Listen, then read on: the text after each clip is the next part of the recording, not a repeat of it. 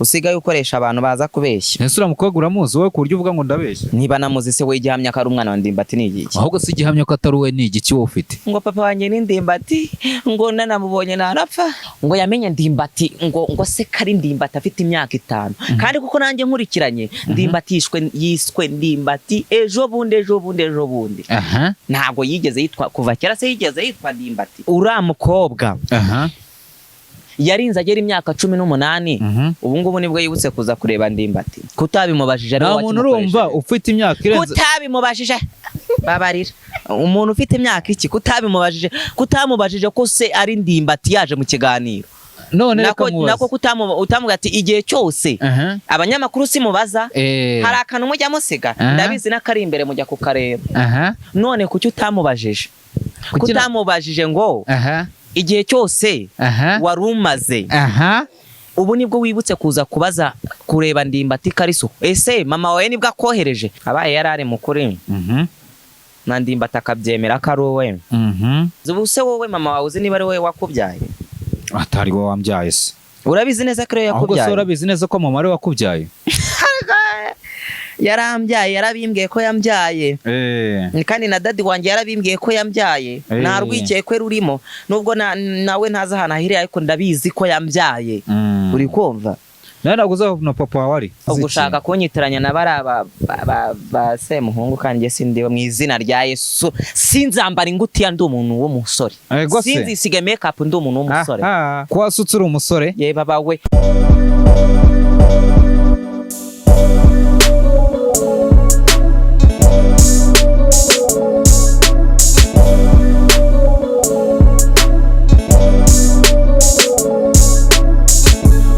Yes, reka nonye basuza mbifuriza gukomeza kugubwa neza aho muri mwese bakunze Slim Jesus TV nkuko bisanzwe nanye basuza bifuriza gukomeza kugubwa neza aho muri mwese. Uyu munsi ngarukanye no bita Sun Legend kutakikongerana agaki ngo umuhungu mwiza ku isi, umuhungu wa witonda ku isi. Umuhungu witonda naje gusanga warabwanutse usigaye isara. Naje gusanga ubwitonze budacuruza muri Kigali.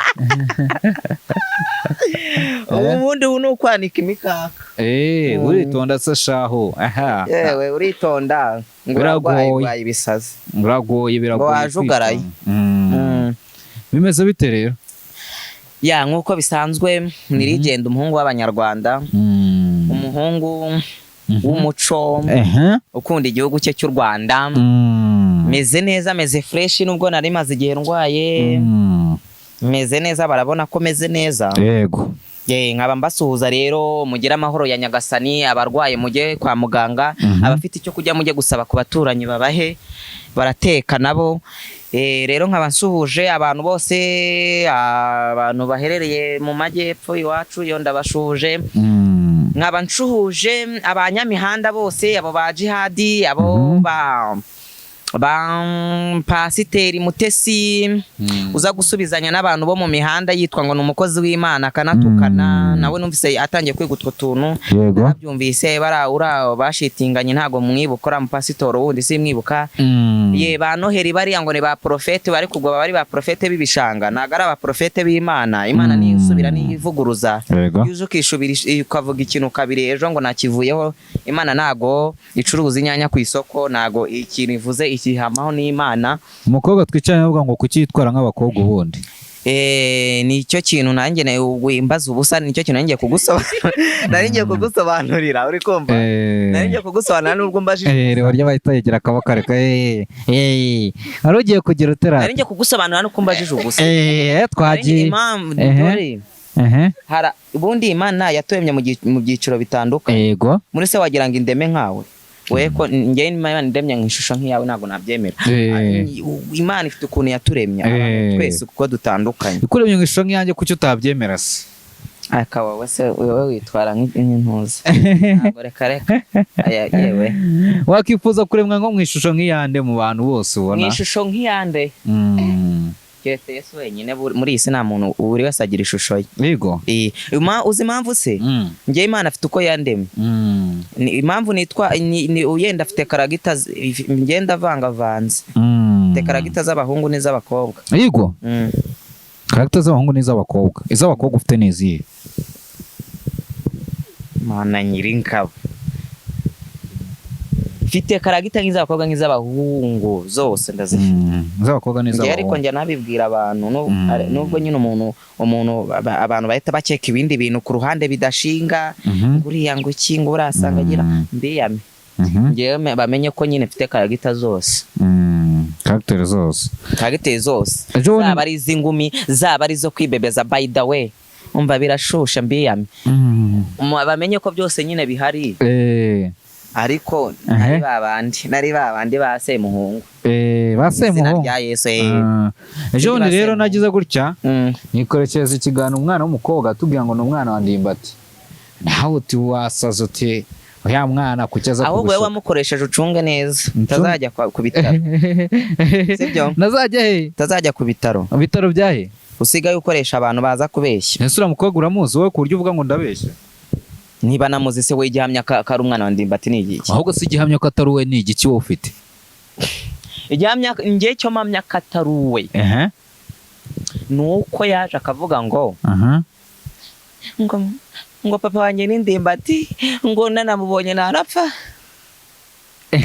irashusha ariko we ngo yamenye Ndimbati ngo se kari Ndimbati afite imyaka 5 kandi kuko nanjye nkurikiranye Ndimbati yiswe Ndimbati ejo bundi ntabwo yigeze yitwa kuva kera se yigeze yitwa Ndimbati keretse niba nyina yaramubwiye ko ari ndi ari uwundi Ndimbati wowe uvuga warafashe ifoto ya Ndimbati ukayomekaho nabyumvise ikindi cya kabiri igihe cyose uriya mukobwa si wowe wamukoresheje ikiganiro afite imyaka ingahe imyaka myinshi cyane 18 arayifite 18 se buri uriya muntu ungana nk'ikirunga cya Nyiragongo afite imyaka 18 gusa uri kubeshya uriya mukobwa afite nk'imyaka nka 20 njye uko namubonye yega abantu baravumbuka ariko nabonye ari umukecuru ashaje mu maso kuko aravuze ngo yasobora n'igifundi n'ikiyede niba afite iyo myaka tuvuge yenda afite iyo 18 umuvugiye dore ko umuhishira sanjye ndamuzi uramuzi se amukoresheje ikiganiro utamuzi babariro umukoresheje ikiganiro kabiri kose utamuzi abanyamakuru twarabamenye uri kumva uriya mukobwa yarinze agera imyaka 18 ubu ngubu nibwo yibutse kuza kureba Ndimbati ibyo senge ndabizi noneho kutabimubajije nta muntu urumva ufite imyaka irenze kutabimubajije babarira umuntu ufite imyaka iki kutamubajije ko se ari Ndimbati yaje mu kiganiro none nako utamuga ati igihe cyose abanyamakuru simubaza hari akantu mujya musiga ndabizi n'akari imbere mujya kukareba none kuki utamubajije ngo igihe cyose warumaze ubu nibwo wibutse kuza kubaza kureba Ndimbati Kariso ese mama wawe nibwo akohereje icyo kintu ko utakimubajije ngo nge ndabizi se ubwo se baje baguhaye niyi yego kigali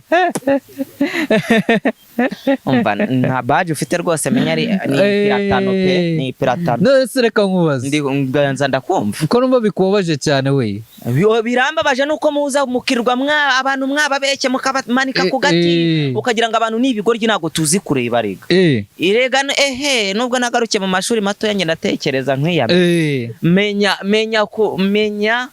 kwicara nkamenya ngo iki kintu ngiye kukireba neza menye niba atari cyo cyangwe ari cyo ariko mumenye ko mutubeshyura mvuga so wandi ahubwo ushobora kuba warabonye basa ukabona afite mu maso nk'ahandimbati ukabona afite umutwe yego bavuze ko abagore baziyahura bariyahuye pe ukabona afite umutwe nk'uwandimbati ukabona amatama ni nk'ayandimbati ati reka afata igifoto cye nyomeke kuri Ndimbati ndimba waru Rayon Siporo umva niba kirirwa badusebya kuko iyo ngiye usebeje Ndimbati ubu usebejereyo wibuka ko Ndimbati ni umufana ukomeye wa Rayon ubwo rero iyo mugiye kumuvugaho ibintu mugafata ifoto wo hanze ubonetse wose ukaza ukayomeka kuri Ndimbati yambabaza abeko babaza gute se Ndimbati nubwo yego yarakoze akazi ko mu burira arakazi urakara kazi impamvu mvuze ngo arakazi afite abantu benshi afite umuntu bagakoranye nzi bagakoranye uzi kandi bafitanye kandi n'abantu bose baramuzi ko bafitanye n'abana n'abandi bagenda bamuvugwaho kanake ako kazi kamuvurira gashoboye ariko nimo gafata abantu basambanyirije babasambanyirije ku muhanda ku bikuta barigize indaya ngo muze mufate muhirirwe muharaga none ntago wafataho umubyeyi w'umuntu ngo mwite indaya na mama uriya mukobwa ntago wavuga ngo ntago mvuze ngo ni indaya wowe ubyumvishije nabi ndavuze ngo hari abantu nyine batiha agaciro ntago mvuze kuri nyina Imana imbabarire sinanamwita indaya kuko angana na mama wanjye uramuzi buriya umukobwa iyo umubyeyi afite umwana ungana kuriya nanjye nkireba mu rugero rwanjye nabo tuvukana ahita mvuga ko angana na mama kandi ngiye sishinzwe no kubahuka umubyeyi wese ahava akagera nge navuze ko nubaha igitsina gore cyose aho kiva kikagira bitewe n'imvune bagira ubwo rero iyo uri muzana ibyo bintu ngo ngura mukobwa ngo nuwa Ndimbati ngo noneho muri komenti abantu bose yageze mikoro neza fresh ngo ndabibonye ngo Ndimbati arajya he ngo noneho ko basa Nadine ura mukobwa nge nari kubyemera azanye ibipapuro nukuri kwimana uraseka byaro kubyemezwa niki ibipapuro byazana ibipapuro by'ibihimbano se leta nagize kureba mbabarira ibihimbano by'ibiki yazana ibihimbano twari kubimenya n'abagenda bakisha mu muhenero barakoze ibyaha biratinda tukababona uri kumva tukamenya ibyo bakora n'ibyo bakoze n'abari bose bo mu mihanda ari gihe bakora ibintu bihishe bagasubiranamo ukumva nyine ibintu byabaye isereri ese undi uriya mukobwa aba yarari kubeshya cyangwa yarari gutwika byo byagutwara iki aba yarari ikibazo ni ugutwika ushaka gutwika n'undi wabyumvise icyo kintu gute ushaka gutwika ugashaka gutwika n'undi muntu wowe urashaka gutwika ngo bakumenye kuki none ushaka gushyira mu kangaratete uharabika undi muntu aba yarari mukuri wabigenza uti aba yarari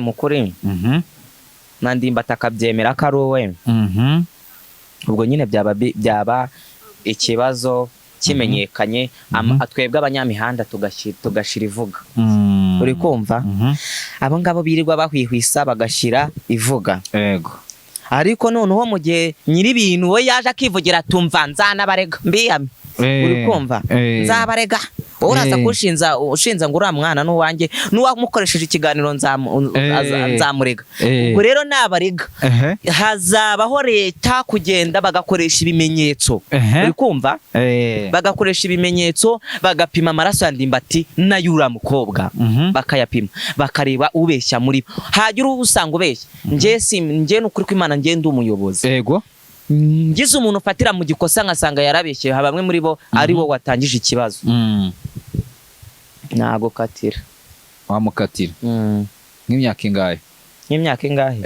ntago katira iyo agasuzuguro iyo gutesha umuntu agaciro iyo kuza kwiri guharabika umuntu byose gahana n'imyaka 25 yose 25 yose ufunze umuntu ukunguka iki rero nkunguka isomo nkunguka kubaha isomo ariko usigaye wicara nk'ababosi ese ndi umukire tuba twarigiye ku bakire kumwe baba barya inkoko bameze gutya barya amakoro y'iro nibyo tuba twarabigiyeho tukaza natwe tukigira beza byaratuyobeye mana yanyumva ngo abagore basigaye barira kandi sije kurimbura n'Imana kandi ije kurimbura ubwo urumva rero isi isigaye ishaka kurimbura n'Imana ingashaka kurimbura tuzahungira he ni ahantu ho guhungira ese burangiye nzarimbuka wose we ntabwo uzajya mu ijoro nkatwe umva nkubwire urumva mbwira ikintu nashakaga ni uko wari wambwiye ko nyine ufite icyo ushaka kuvuga kuri uriya mukobwa sibyo ikintu norese sinakivuze ikintu namuvugaho yireka kwirirwa harabika Ndimbati yireka kwirirwa mu mihanda abeshyura umunyarwanda yego umunyarwanda nameshe ariko tumenye urugero rw'ikintu tugiye kuvuga se kirangiza iki kirubaka iki nkuko ndimbati bivuga ati muza kwirirwa munyicira izina muza kwirirwa mundiraho abashabitsi mwese muba mushaka kundiraho kandi koko ndimbati afite izina kugira ngo rirandi izina ndimbati rifate bifite ahantu ryavuye ntabwo ari ukwitwa ndimbati gusa bifite ahantu byaturutse ntabwo byizanye gutyo gusa yabibaga ati ibiryo byarananiye ndimbati pe ubwo rero wowe wumva ko uje gutwika ariko ibyo uje gukora hari abantu bigiye kwicira izina hari abantu bigiye gushyira mu rujijo yego buriya niba sinzi njye niba ndimbati afite umugore uzamumbarize ni wowe munyamakuru wigererayo uzamubaze ndimbati niba afite umugore aramufite kwamenye noneho niba amufite tekereza gutekereza kuza guharabika umuntu ufite umugore wa mugore bari kumwe bizamugiraho ikibazo uri kubyumva azavuga ati se uyu mugabo wanjye nasatse bizamucanga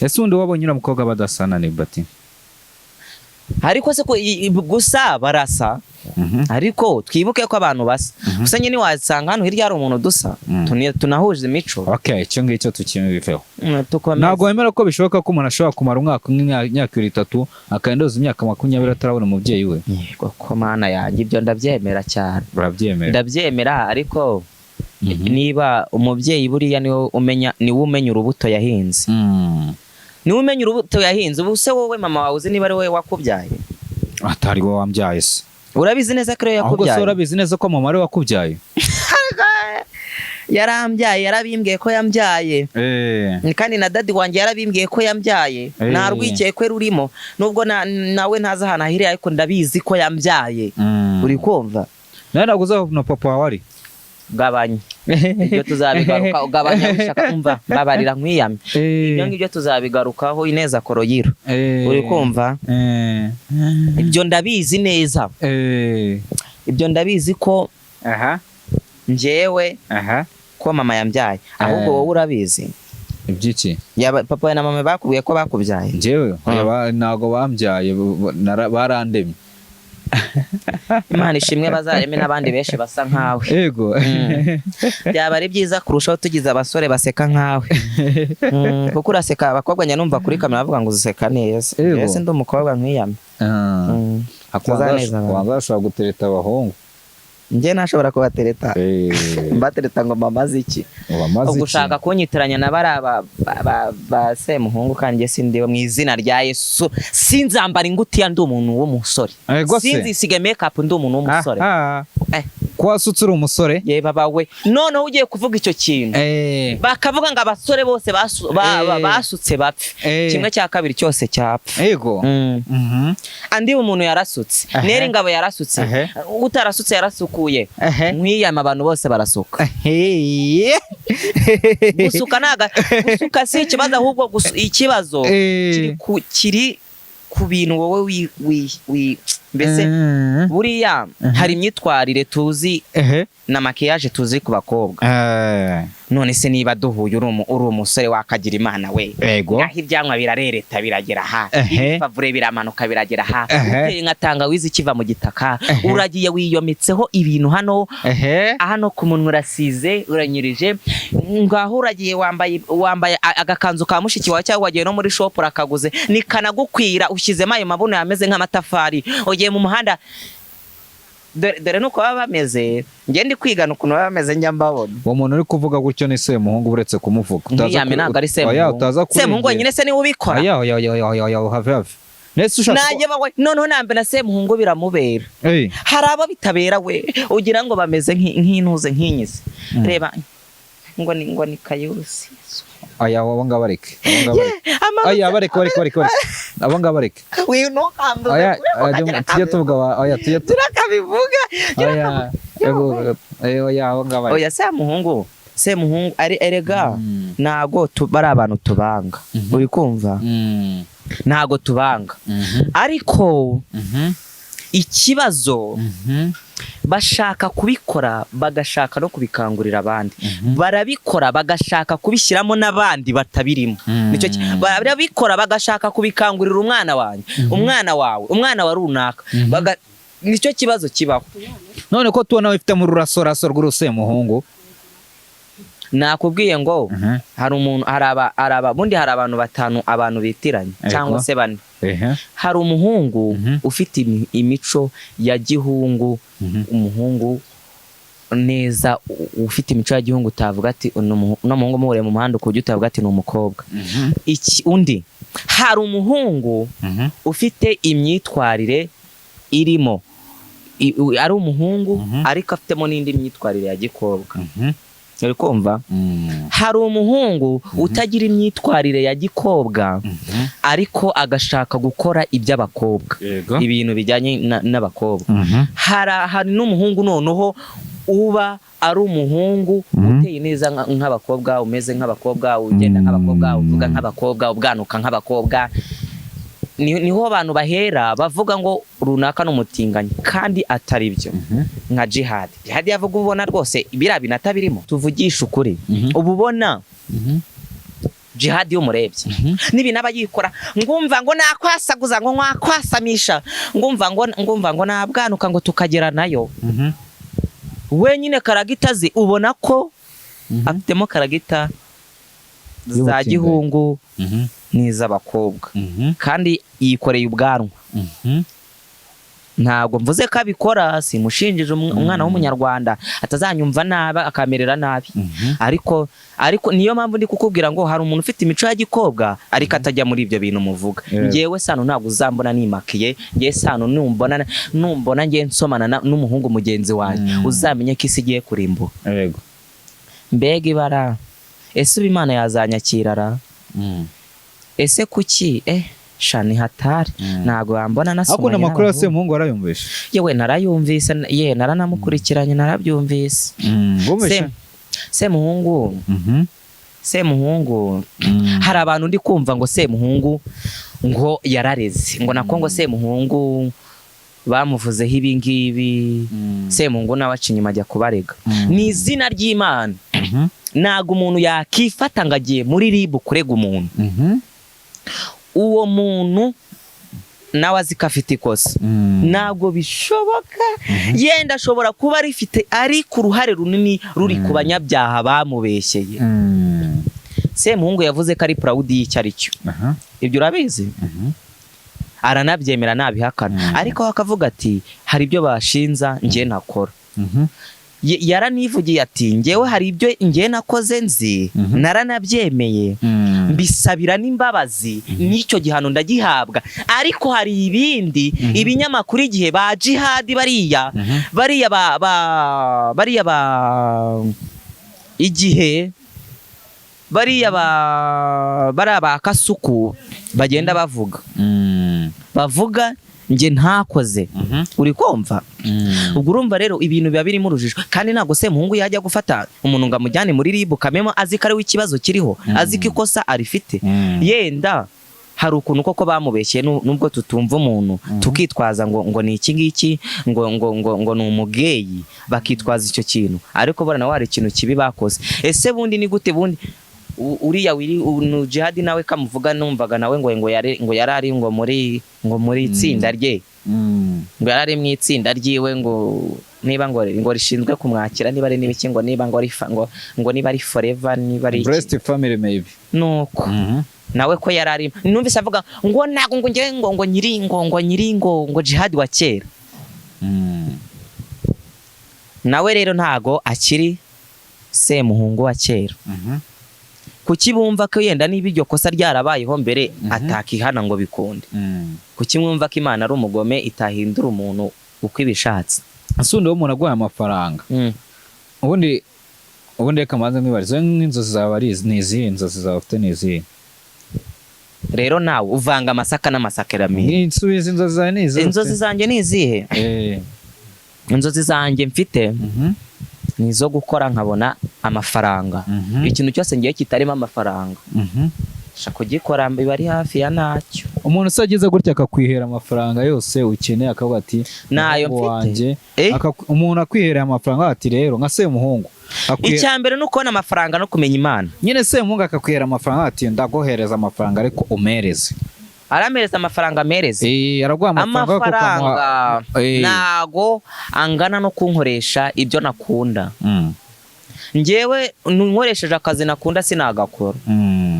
Unago nakemera kunjyana muri ayo mafuti ngo ngiye guhena. Yego. Ngo njombe muri chargeur niko numvise baburikana buri nguni bavuga. Ngo ni muri chargeur niko numvise babyita. Nago ngiye nabwemera kubinkoraho ngo kujya nkunde mbona amafaranga. Ahubwo nashaka akazi k'amaboko nkora. Ya mafaranga nkayakorera nkavunika nkapfurupfuru binkakobana. Nashaka nkajya nirirwa nikoreye amatafari nkajya gukora nkajya kwirirwa cukura ninuze n'amatoilette kugira ngo mbone uko mbaho. Ariko izo mbaraga nazo ufite zo gucukura amatavu zo kwikora amatafari. Wakikora amatafari angahe? Usa n'ibiriho bakwihorera barakuzanye baje bakwihorera umwibona kubera iki so amaboko yanjye nako yacukura tore katurako kaboko ako ufite imbaraga koko reba kwikora amatafari. None se gucukura toilette bisaba imbaraga? Oya, bisaba iki? Gucukura toilette bisaba ubwenge. Ugeze gucukura toilette so narayicukuye yo mu rugo iwanyu twabuze amafaranga ndayicukurira. Yego. Kandi iyo muri abakene umenya ko uri umukene wigutuzi twose. Ariko ako kazi mana y'isi n'ijuru umva mbiyame banyarwanda. Ako kazi niba wari unateganyaga ko kanumiramo ijyanire nzicwe n'inzara. Ariko kuba afite kubumva ko kabagaburira injira mu muryango Get Family. Hajya ngo ni Get Family. Nago nzo kuntu bayita. Ni Get Family Nago mbizi iyo family yanyu nayo nzi. Ya family. Ariko se nge none ari ikintu niba ndi kwibaza. Shadibu ayo matiku nawe yabamo. Nese ibyo yagiye mata nagiye mu wundi we bikureba. Ariko nanone uhana urujijo ruri. Amashusho Shadibu yabonye yaturutse kwa Semuhungu. Nicyo kibazo gihari. Semuhungu ngo yoherereje amashusho Shadibu. Semuhungu yoherereje amashusho Shadibu ari gusomana n'abandi bahungu. Abari gusomana. Noneho niba ngo Shadibu yarayasharinze hagati ya Jihad na Shadibu sinzi uwa yasharinze. Uri kumva Semuhungu biramubabaza. Ariko uri kumva ni cyaha kigeze kuba cyakera. Angisabira imbabazi. Ahubwo nanone niba umuntu yenda kweretse imico ye mibi cyo utamuhishira nk'umuntu udashaka kugaragaza ishusho. Ese Shadibu nawe ari mu rwego rwo kuba oya nje ntago mbyumva. Nanone birimo akantu k'urujijo turebye. Ntago wamenya ibintu bapfurebye. Niba undi ngo yafashe amashusho ngayasharinga noneho numvise hari umuhungu Gifuti witwa Gifuti wabanaga yasuye Semuhungu amusura iminsi 5. Ngo yamusuye iminsi 5 niko umuhungu yivugiye. Yego. Ngo amaze iminsi 5 bari gukora ibiki? Ndakureba nka kwibwira we. Uri kumva? Bari gukora ibiki sibyo bakoragura bimbaza nge narima. Bashobora kuba nta nicyo bakoze ari ubuvandimwe gusa cyangwa ngo atarabyeme. Uri kumva? Kuri Big Town uwo muhungu yivugiye ko Semuhungu ibyo yamukoresheje nawe atarabizi ngo babikoze basinze. Yego. Umva icyo kintu?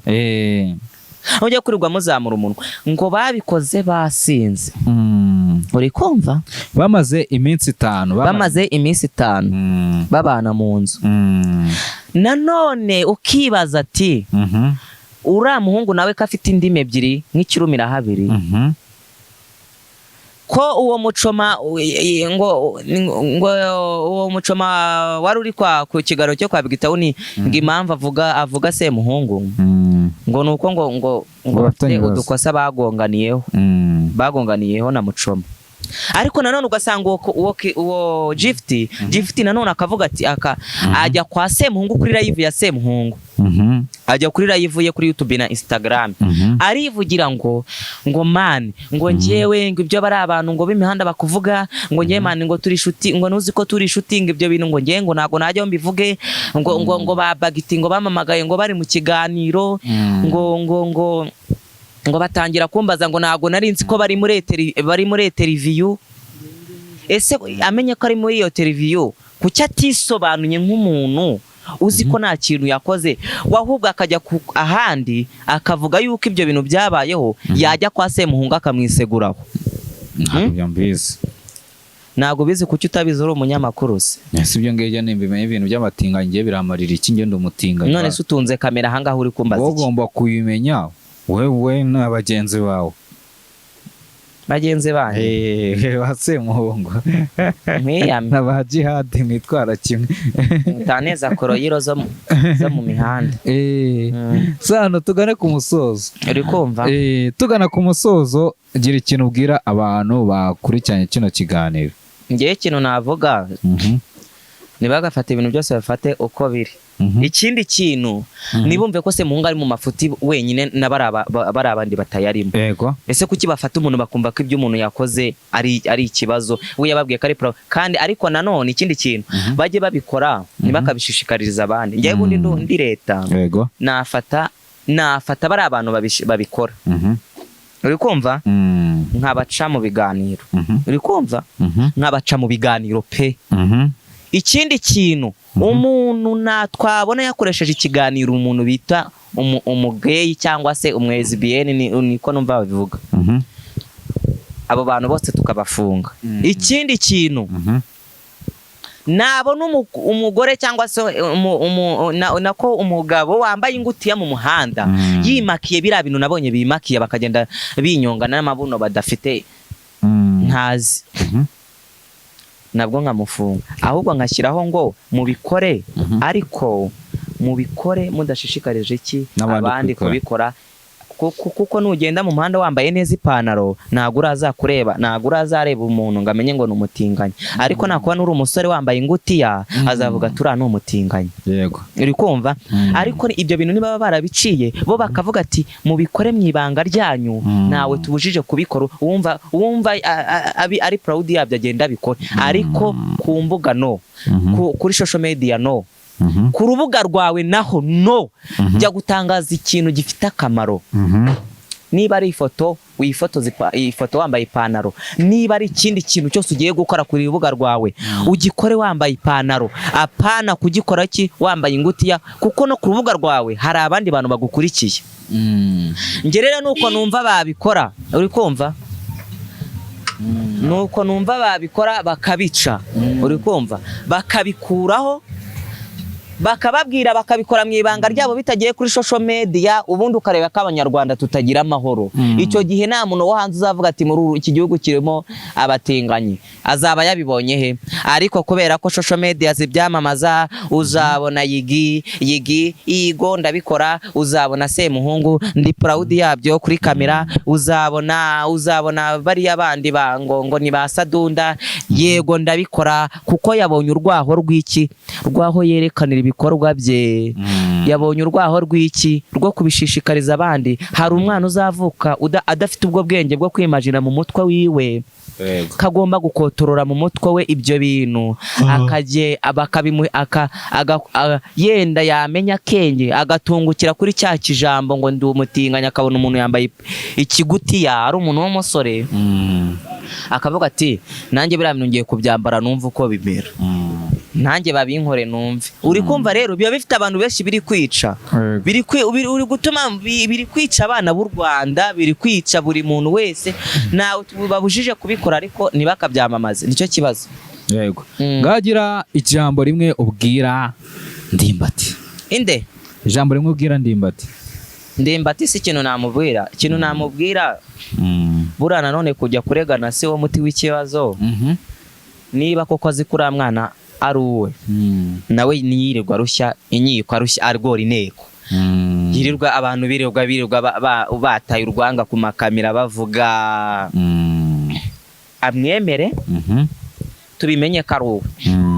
Niba atari uwe kandi koko yaranabihamije ko atari uwe, uri kumva? Ubwo nyine nagende yiturize, abiharira abanyamihanda bagomeze bahwihwise za koroyiro, bagende bavuge, ubundi tugomeze twirire show y'agatwiko, yenda bihorere. Wepfa kuba yaraje akisobanura akavuga ati uyu mwana so wanjye. Ikibazo ni kiba uwo mwana bikamubabaza ko Ndimbati atemeye karo, niwe uzajya gutanga ikibazo muri RIB arega ko se yanze kumwemera, na nyina bajya muri RIB bashorerana. ubundi ibintu bikemuke si ibyo se yego baba abaye da ijambo rimwe wabwira uriya mukobwa rero uriya mukobwa se warize ko uriya we wavuze ngo ntiwandimbati se nawe icyo namubwira niyegere mama we neza amwicaze baganire abimwemeze shuba atari bimwe abantu babwira abantu kandi sinzi niyemera ko nyina niba yaramubwiye ko ari we koko uri kumva nyine ubwo azamwereka ibimenyetso bigaragaza ko ari we uri kumva nta kundi sawa urakoze cyane ndabona nta kindi kintu ntavuga sawa urakoze thank you murakoze